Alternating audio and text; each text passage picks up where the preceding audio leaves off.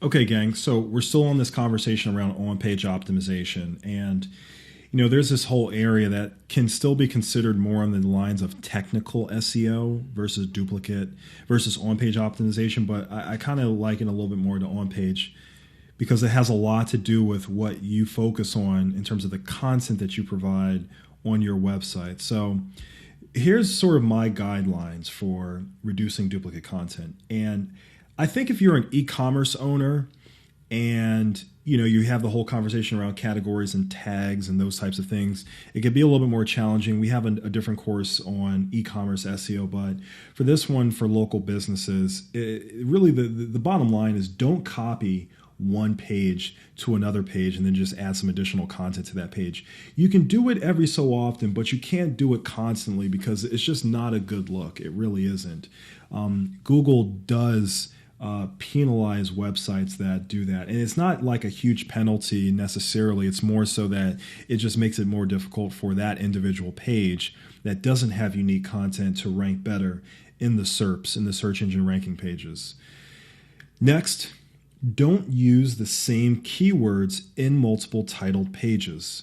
So going back to the bankruptcy example, if you have Chapter 7 bankruptcy and then Chapter 13 bankruptcy, that's perfectly fine. But don't have Chapter 7 bankruptcy and then Chapter 7 bankruptcy New York and then kind of talk about the same thing. That really doesn't make sense. It's really not adding value. Remember, SEO best practices, we're trying to add value. That doesn't add value.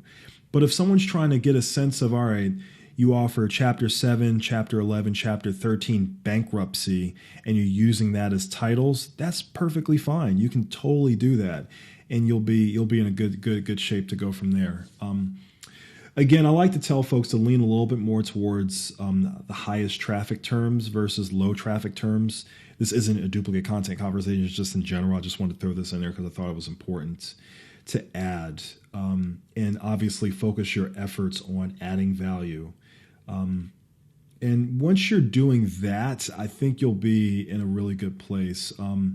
As you're building out your pages, whether it's for your services page or your home page, your About Us, always think in the back of your mind, how can I get their questions answered? What are the questions that they're going to have the most?